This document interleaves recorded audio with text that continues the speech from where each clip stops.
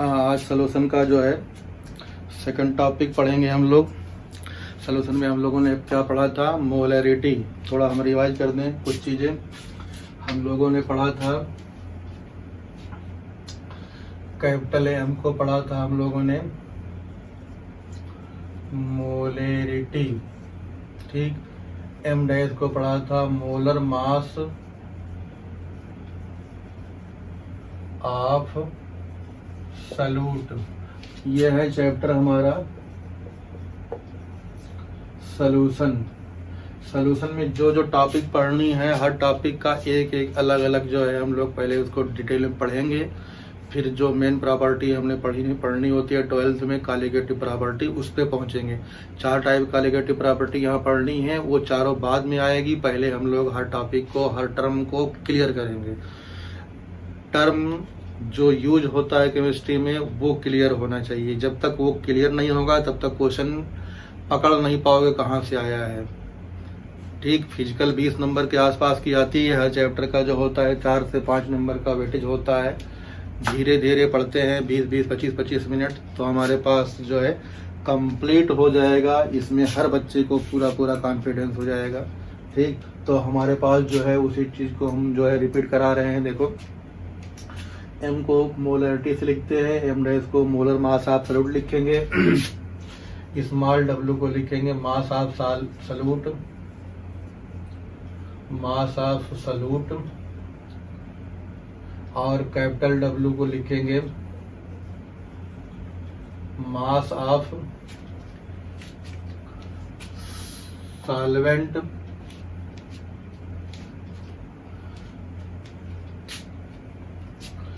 ठीक। और जो है हमारे पास यहाँ पे स्मॉल एम हो जाता है मोलैरिटी, और एन हो जाता है नॉर्मेलिटी, और वी हो जाता है volume of solution. Volume of solution और वॉल्यूम ऑफ सॉल्वेंट में डिफरेंस ज़्यादा नहीं है।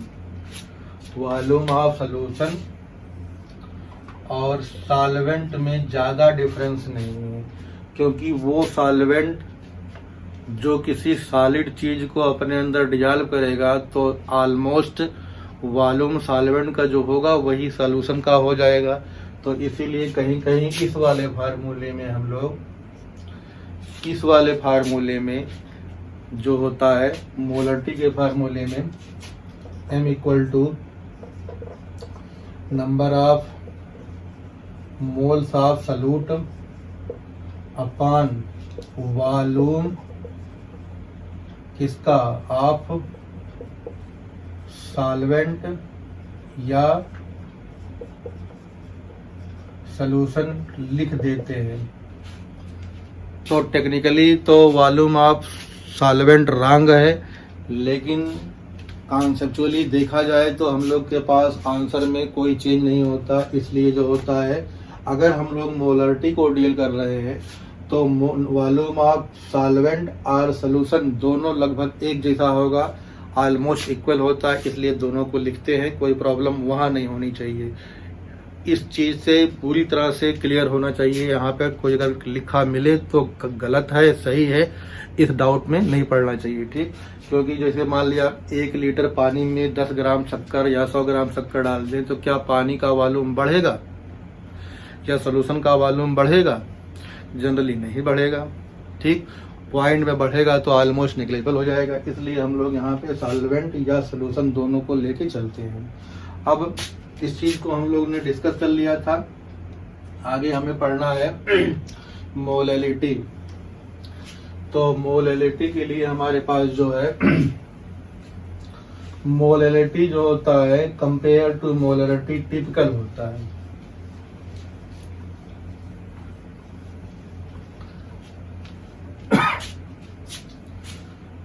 बाय डेफिनेशन अगर हम लोग देखें तो 1 किलोग्राम सॉल्वेंट में जितने मोल सॉल्यूट के जो है डिजॉल्व होते हैं या मिलते हैं वो उस सॉल्यूट की मोलैरिटी कहलाता है। By definition the number of moles dissolve in 1 kg of a solution in 1 kg of a solvent, यहाँ सॉल्वेंट होना जरूरी है, is known as molarity of that solute. तो बाय डेफिनेशन अगर हम लोग देखें तो मोलरिटी जो होती है वो मोलरिटी से कुछ हद तक क्या है, इंटायर डिफरेंट है। तो molarity small m equal to number of mole dissolve, number of mole of solute dissolve, number of moles of solute dissolved in 1 kg of number of moles of solute dissolved upon mass of solvent in kg।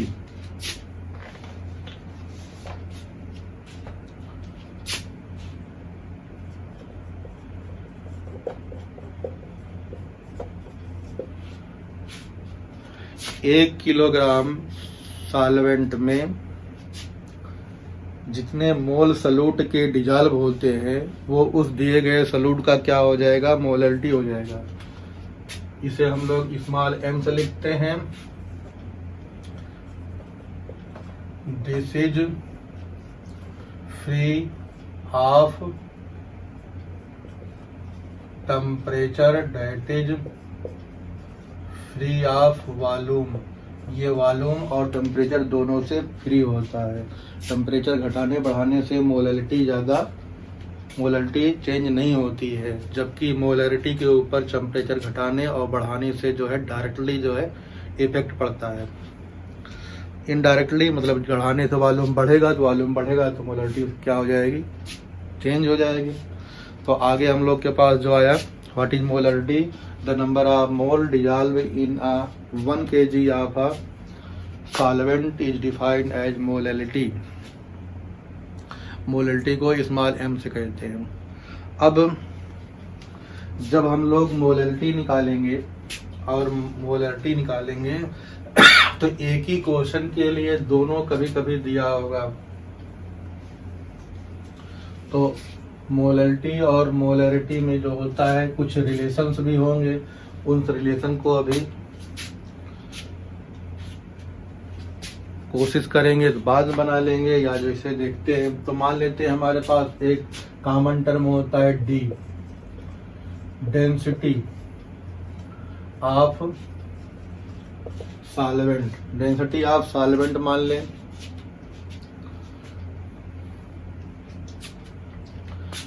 तो density जो पता होगी तो हमारे पास जो होता है density of solvent या डेंसिटी ऑफ सॉल्यूट दोनों निकाल सकते हैं। डेंसिटी ऑफ सॉल्वेंट दी होगी या सॉल्यूट दी गई होगी। तो डेंसिटी का जो फार्मूला होता है, डेंसिटी इक्वल टू होता है मास अपॉन वॉल्यूम। इस मेथड से हम लोग जो है मास और वॉल्यूम में रिलेशन निकाल लेंगे। जब मास और वॉल्यूम में रिलेशन निकालेंगे तो सॉल्यूशन के मास से अगर हम लोग सॉल्यूट का मास माइनस कर देंगे तो हमें मास ऑफ सॉल्वेंट मिल जाएगा। उस मास ऑफ सॉल्वेंट को जो है हम लोग केजी में बदल लेंगे और नंबर ऑफ मोल पहले निकाल लेंगे सॉल्यूट का, तो number of mole of solute upon mass of solvent in KG करके मोलरिटी निकाल लेंगे। तो मोलरिटी निकालने के लिए अगर इनडायरेक्टली हमारे पास सॉल्वेंट का मास नहीं दिया गया है तो डेंसिटी होगी। उस डेंसिटी के एप्लीकेशन से हम लोग क्या निकालेंगे, मास ऑफ सॉल्वेंट या मास ऑफ सॉल्यूशन या मास ऑफ सॉल्यूट, इन तीनों को आपस में रिंग करके क्वेश्चन पे पहुंचेंगे। अब कुछ क्वेश्चन देखते हैं। सबसे पहले, what is the molarity of pure water. अगर प्योर वाटर की मोलरिटी निकालना हो तो हमारे पास क्वेश्चन में कुछ नहीं दिया गया है। क्वेश्चन में कुछ नहीं दिया गया है। Find molality of pure water, ठीक, ये क्वेश्चन हमारे पास दिया गया है। अब केमिस्ट्री के हिसाब से वाटर का जो होता है फार्मूला हमारे पास क्या होता है, H2O। तो मोलर मास कितना हो जाएगा हमारे पास, H का 1 होता है, 2 से मल्टीप्लाई कर दो, O का होता है 16, यहाँ 16 ऐड कर दो, तो 2 + 16 = 18 ग्राम। यूनिट कितनी होती है, ग्राम होती है। ये हो गया। प्योर वाटर की जो होती है डेंसिटी कितनी होती है, 1 CGS, मतलब CGS में 1 ग्राम पर सेंटीमीटर क्यूब, MKS में 1 किलोग्राम पर मीटर क्यूब। तो 1 लीटर जो होगा उसका मास होगा 1 kg।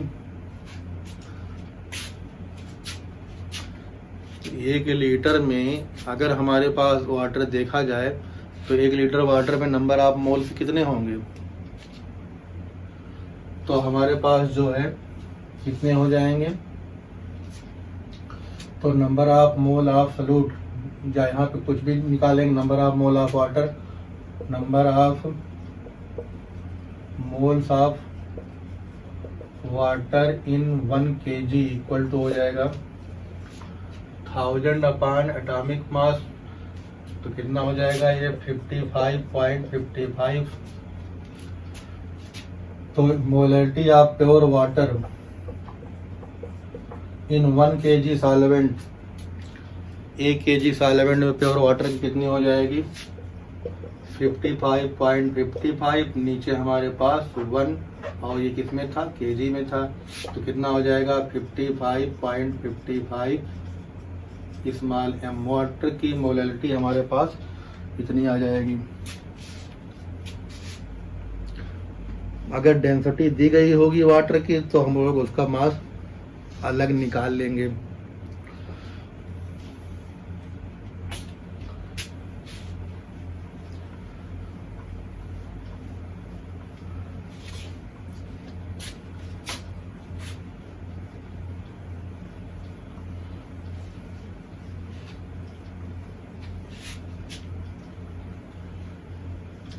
अगली टॉपिक हम लोग को पढ़नी है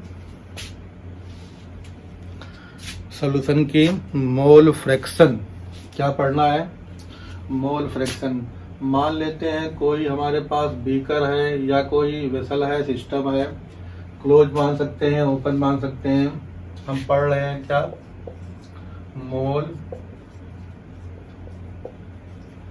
मोल फ्रैक्शन पढ़ रहे हैं। इसको हम लोग x से लिखते हैं, जो होता है काई पढ़ा जाता है, CHI, काई। Mole fraction. तो अगर कोई हम लोग सॉल्यूशन ले लें, जिस सॉल्यूशन में ये अज्यूम किया जा रहा है कि नंबर ऑफ एलिमेंट, एक सॉल्वेंट होगा, एक क्या होगा, सॉल्यूट होगा। मे भी कई सॉल्वेंट हो सकते हैं, मे भी कई सॉल्यूट हो सकते हैं, लेकिन मिनिमम एक सॉल्यूट एक सॉल्वेंट लेके चलेंगे। एक ऐसा सॉल्यूशन जिसमें एक सॉल्यूट हो और एक सॉल्वेंट हो। सॉल्यूट को A मान सकते हैं,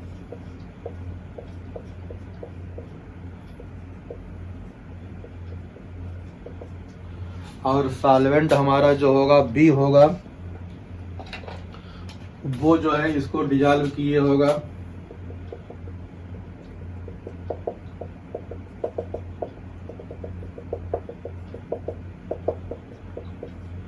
ये B होगा, इसे हम लोग क्या मान सकते हैं, सॉल्वेंट मान सकते हैं। ये एजम्पशन कर लिया हमने, इस एजम्पशन से हमने बाइनरी सॉल्यूशन एक बना लिया। तो number of moles of A, Na लिखेंगे। तो number of moles of A equal to क्या हो जाएगा, गिवन मास ऑफ A, अगर A सॉल्यूट है तो स्मॉल w, सॉल्यूट हम लोग यहाँ मान रहे हैं, upon molar mass of A, solute का मोलर मास हम लोग m डैश मान लेते हैं। इसे जो है m डैश a भी लिखा जा सकता है क्योंकि a का जो है मोलर मास है। Number of mole of A equal to Na mass of solute upon molar mass of solute. ठीक, similarly number of moles of B NB equal to,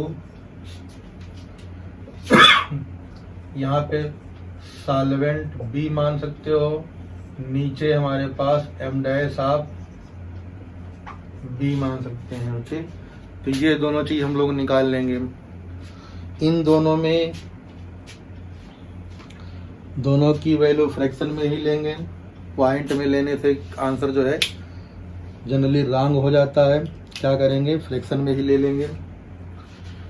अब जो है ये वैल्यू जो हमारे पास आई वो Na आ गई, ये जो वैल्यू आई Nb आ गई। मोल fraction of A, mole fraction of A जिसे हम लोग काई A लिखेंगे। Number of mole of A upon number of mole of A plus number of mole of B हो जाएगा। इसी तरह से mole fraction of B, mole fraction of B, XB की वैल्यू काई B की वैल्यू हो जाएगी, ऊपर NB हो जाएगा, नीचे Na प्लस NB हो जाएगा। तो मोल फ्रैक्शन के लिए जो है सिंपली रेशियो की तरह रेशियो या शेयर ऑफ वन पार्ट या A part equal to ratio of A upon total into total amount जो होता था उस हिसाब से करते थे, उसी हिसाब से यहाँ भी हो जाएगा। Mole fraction of A equal to number of mole of A upon total number mole of A and B। इस तरह से mole fraction of B equal to mole fraction of number of mole fraction of B equal to number of mole of B upon number of mole of A plus number of mole of B। Interesting formula इसमें एक और एक है। अगर हमारे पास कोई दिया गया सिस्टम बाइनरी हो तो अगर A का मोल फ्रैक्शन पता है तो हमें B के लिए फार्मूला नहीं लगाना होता, डायरेक्ट हम लोग उसको निकाल सकते हैं। If mole fraction of A XA equal to X, तो mole fraction of B equal to 1 minus X हो जाता है। ये क्रांतिकारी फार्मूला होता है। मोल फ्रैक्शन या मोल फ्रैक्शन निकालने के लिए एक का पता हो तो दूसरे का 1 माइनस करके होता है। इसी फार्मूले से कंक्लूजन ये निकलता है कि अगर बाइनरी है तो mole fraction of A mole fraction of B equal to 1। अगर हमारे पास सॉल्यूशन में 3 एलिमेंट है A B C, सॉल्यूशन में 3 एलिमेंट है से A B एंड C, तो mole fraction of A plus mole fraction of B plus mole fraction of C equal to 1। इसकी जरूरत जब पड़ेगी तो हम लोग इस तरह से भी लगा सकते हैं। एक का मोल फ्रैक्शन दिया हो बाइनरी में तो दूसरे का निकालने के लिए 1 माइनस करके निकाल लेते हैं। अगर उसमें 3 दिया गया है तो तीनों का सम होगा। ठीक, मोल फ्रैक्शन को जो है इस तरह से डिफाइन कर लेते हैं। और इसमें एक जो है इम्पॉर्टेंट टॉपिक क्या है मोल फ्रैक्शन में, अभी तक हम लोगों ने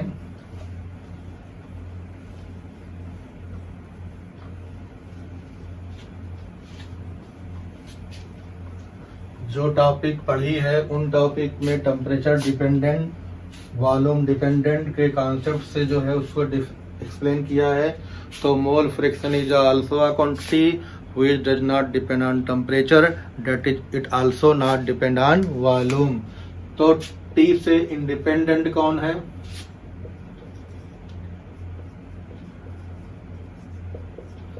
एक तो हो गई मोलैलिटी,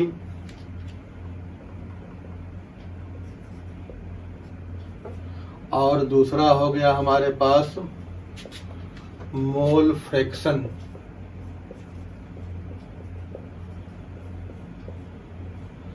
तीसरा हम लोग पढ़ेंगे मिलियन पार्टिकल पर मिलियन ppm। तो वो तो बाद में पढ़ना है। ppm पार्टिकल पर मिलियन।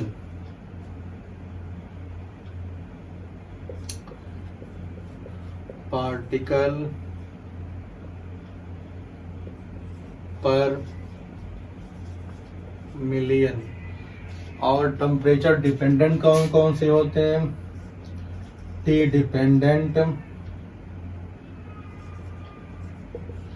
डिपेंडेंट में पहले हमारे पास आता है मोलैरिटी, दूसरा नॉर्मेलिटी, तीसरा फॉर्मेलिटी।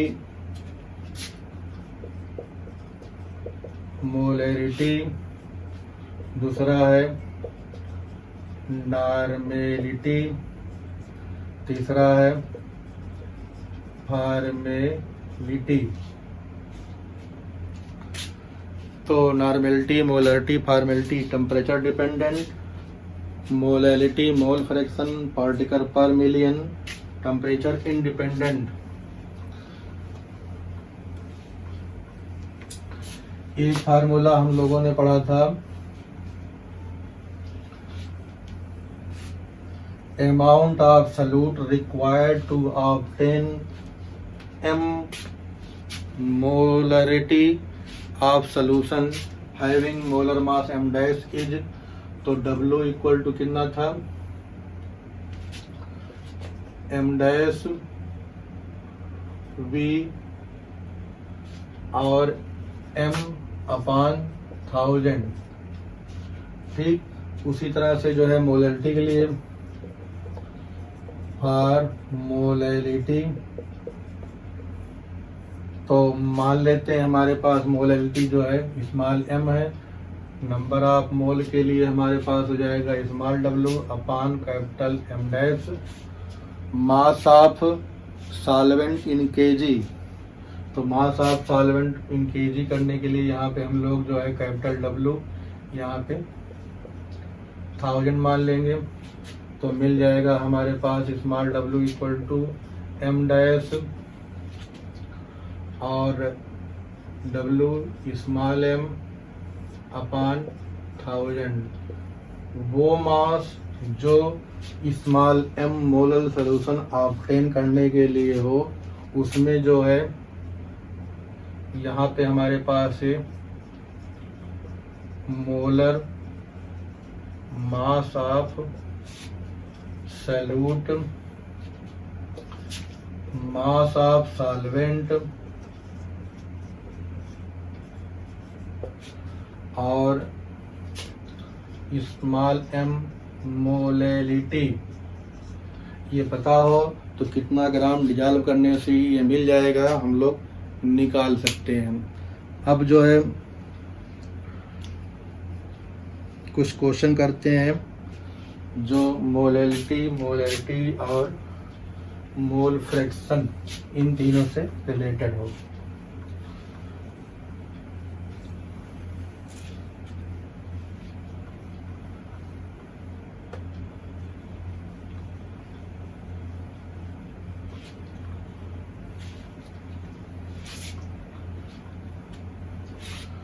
तो हमारे पास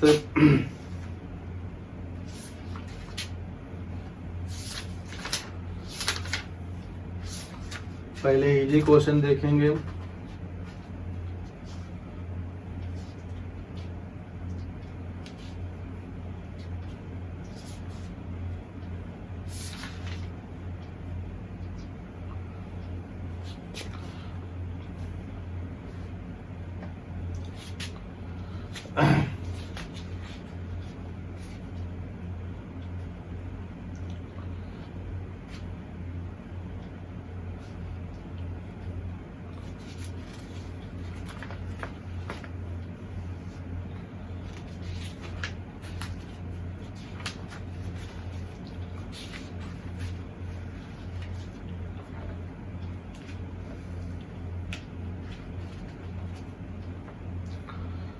46 gram of ethyl alcohol is added.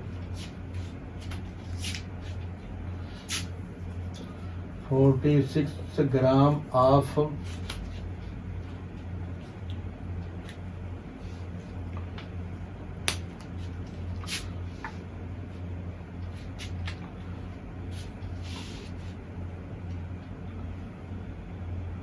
ethyl alcohol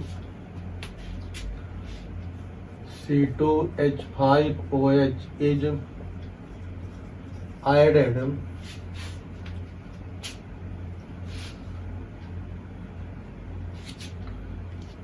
in 18 gram of water. In 18 gram of H2O. In 18 gram of H2O. Calculate the mole fraction of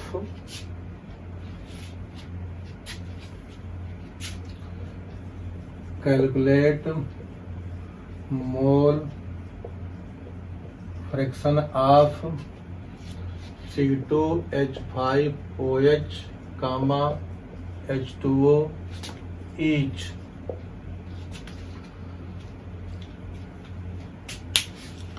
क्या करना है देखो, 46 gram of ethyl alcohol is added in water of 18 gram. Calculate the mole fraction of each element. ये solution कौन सा है? Binary, किसी एक का निकाल के अपने चमत्कारी फार्मूले या क्रांतिकारी फार्मूले से दूसरे का हम लोग निकाल सकते हैं। तो इजी इसमें कौन सा है निकालना? इजी निकालना दोनों लगभग उसी तरह से है। तो पहले हम लोग निकालते हैं number of mole of C2H5OH। इसके लिए मोलर मास निकालना होगा। तो मोलर मास C2H5OH का जब निकालेंगे, C का होता है 12 इंटू 2, तो 12 इंटू 2 प्लस H का कितना होता है 1 इंटू 5, और O का कितना होता है 16 इंटू 1, और H का कितना होता है 1 इंटू 1। तो ये हो गया 24, ये हो गया 5, ये हो गया 16, ये प्लस 1 हो गया 16, 1 17, 17 5 22, 22 20, 22 20 42, 4 46, 46 हो गया है। और मोलर मास ऑफ H2O सबको पता है, तो H का होता है 1 इंटू 2 प्लस 16 इंटू 1, तो हो जाएगा 2 प्लस 16 इक्वल टू 18। तो number of mole of ethyl alcohol given mass कितना है 46 ग्राम। 46 ऊपर रहा, नीचे कितना हो जाएगा मोलर मास, तो इक्वल टू 1 हो जाएगा। Number of mole of H2O कितना गिवन है 18 ग्राम, तो 18 ऊपर हो जाएगा। मोलर मास कितना आया है यहाँ पे 18, तो ये भी 1 हो जाएगा। तो अपना जो है मोल फ्रैक्शन ऑफ ए अगर हम लोग C2H5OH को मान लें तो कितना हो जाएगा, दिया गया मोल ऑफ इसका 1 और नीचे कितना हो जाएगा 1 प्लस 1, तो कितना हो जाएगा 1/2 इक्वल टू 0.5। तो अपने चमत्कारी फार्मूले से mole fraction of B equal to 1 minus mole fraction of A, तो 1 माइनस 0.5 इक्वल टू 0.5। तो mole fraction of A 1/2, mole fraction of B equal to also 1/2।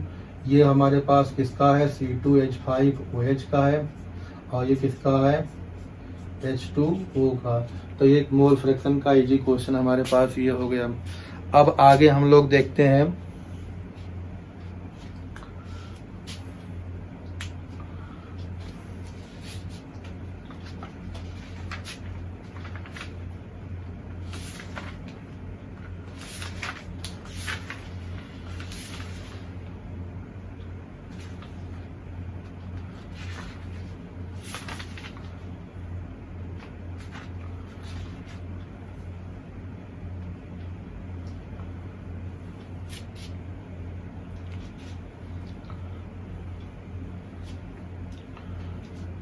अब मोल फ्रैक्शन और मोलैलिटी और मोलैरिटी के क्वेश्चन जो है अगले टॉपिक में करेंगे, कुछ स्पेशल क्वेश्चन लेके, और आपस में क्या रिलेशन होता है तीनों का ये बताएंगे।